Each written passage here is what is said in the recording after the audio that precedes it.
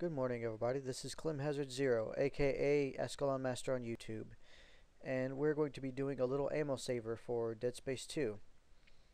I'm going to demonstrate a method where you can kill the first boss of the game, the tripod, without using any ammo on him. That's right, we're going to TK this guy. So, pay attention, ladies and gentlemen. As you can see, we're already in the boss room. I've got quite a bit of ammo saved up because I managed to TK my way through all the other rooms up to this point. Well, I used a couple shots by accident, and then I used that one shot that you needed for the decompression part. Now, this is actually not a live commentary as I'm playing. I'm doing this voiceover over a gameplay session that I recorded. So as I'm showing off here, we're playing on Zealot mode. And this first part of this video, I'm kind of setting things up for the boss fight. I've got the thing set on center. We're playing on Zealot. And as you can see, these containers are actually pretty useful if you're trying to TK your way or trying to conserve ammo, because each one, as I show here, provides you with a couple lids, which are like the poor man's ripper blades. So there's like a total of 8, I think, in this level, or in this area. And what I'm doing here is I'm kind of getting them all stacked up ready to go against this boss. They will not be my main form of attack against them, but they'll kind of soften them up for the real damage I'm going to be doing. Now, this may not be the most efficient way to kill this boss, but it is an ammo saver, and if you're willing to go through the risk, you can have a lot of ammo ready for the next chapter. Also, just showing you here, I've got all the base stats, 5% armor, 120 seconds of air, you know the deal. Level 1 stuff. And also, this is probably going to be the only demonstration of a non-ammo run I'm going to do for this game, since I'm pretty sure some of you out there have probably already done something like this, or are planning to do something like this. I'm just kind of showing this off, especially for a friend of mine who's planning on doing this on hardcore mode. Anyways, here we go. Now, the trick to the tripod is that you don't want to get too far from him, otherwise he's going to jump at you, and that's kind of a difficult attack to dodge most of the time. Kind of stay near him so you can get him to do a melee attack against you, and it's actually really easy to dodge that. Now, as I lure this guy over here, I start foaming around, I pick up a disc, and for the most part you just want to throw stuff at him after he attacks so that you can hit his arm.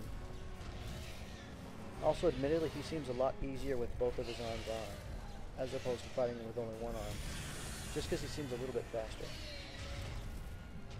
Now, my main arsenal is going to be these large bricks that fall from this pillar. I'll be using those for pretty much the rest of the fight against this guy.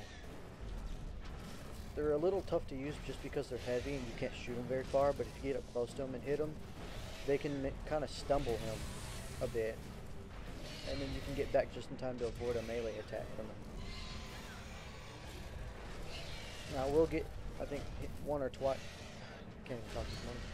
I will get hit once or twice during the course of this fight, but, I'm also kind of playing this with a burnt thumb, so if you want to try this, you'll probably have a lot easier time with it than I did. Also, it seems like most of the time when I shoot the thing at him and I make a hit on his arm, it doesn't seem to stumble him. It is doing damage from what I've noticed, it's just, I guess the stumble is a random kind of thing when you hit him with a large object. Yeah, generally you just want to kind of do the back and forth weaving, picking up your TK object and shooting his arm with it. Kind of stay consistent with your target too, so that you can take his arm out faster.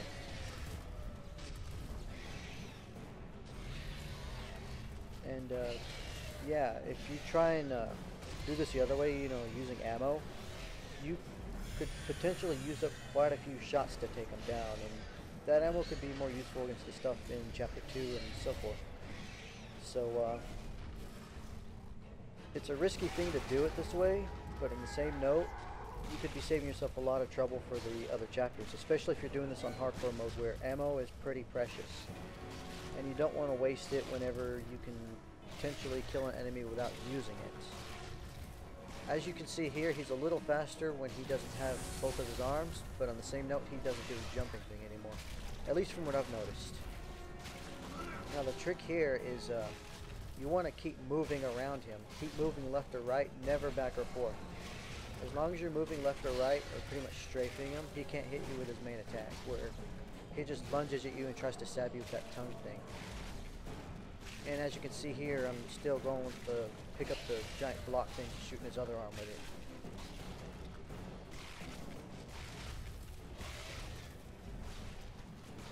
Now, those of you who kind of tuned into my channel, I apologize for the long absence of videos. This is, I guess you could say, this is kind of a filler. I'm not too sure what I'm going to be doing as far as another Let's Play, if I'm just going to be doing, you know, random videos, kind of like this one. But as far as that goes, we'll see what happens. So pretty much the remainder of this video, you'll kind of see how I strafe around this guy and just cut his other arm with these large blocks.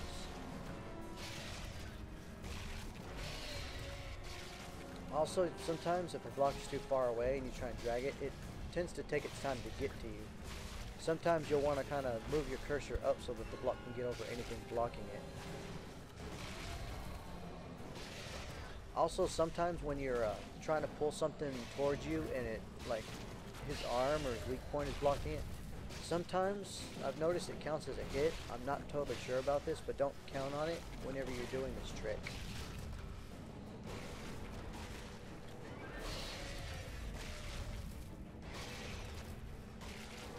Also, you can get him to stumble more if you take your time with your shots, rather than trying to pelt him every time you get the thing on his weak point. About a second or so in between each attack, you'll want to, you know, wait a bit so that you can get him to stumble him often. It can buy you a little time to try and find your next item to throw at him to get some distance between you, or if you need to recharge your stasis. You also notice that I don't use stasis in this fight, but if you choose to do so, there's a stasis recharge station over there. It can make things a lot easier for you when you're trying to do this. You know, if you decide to do that.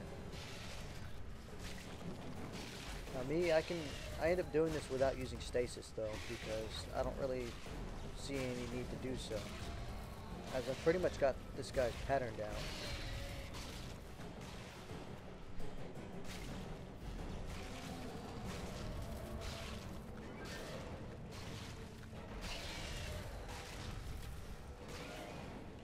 Oh yeah, his secondary attack. If you get too close to him, he'll swipe his tongue left and right. You generally want to get a good distance away from him when he does this, but at the same time when he does that, it leaves him pretty open for further TK attacks. Or if you want to freeze him or get some distance or go and recharge your stasis, that works too. Now when he's one-armed, a trick you can use that might be effective, though I don't demonstrate it, you could freeze him and then start meleeing his arm. This can also be kind of risky at times, because if you don't have a fully developed stasis at this point, which you probably won't because some of your stuff restarts at level 1 with a new game. I'm not sure about New Game Plus, I haven't tried it yet. But with the duration, you can probably get a couple of helpful hits on him with melee. Now, I wouldn't try stomping him. I haven't tried it yet, but that probably won't reach his weak point, and it'll probably get you killed really quick. Also, I kind of accidentally hit the heal button while I was trying to pick up an item. And there we go, he's dead. That, ladies and gentlemen, is how you take out the tripod without using any ammo. Now, of course, you're going to have to use some ammo when you fight the second tripod, I believe, the one you fight in the chapel that drags you.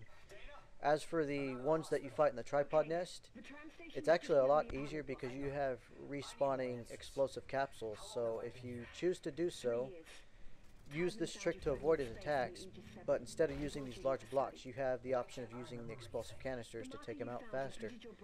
And from what I've noticed, the tripods keep respawning until you complete the objective.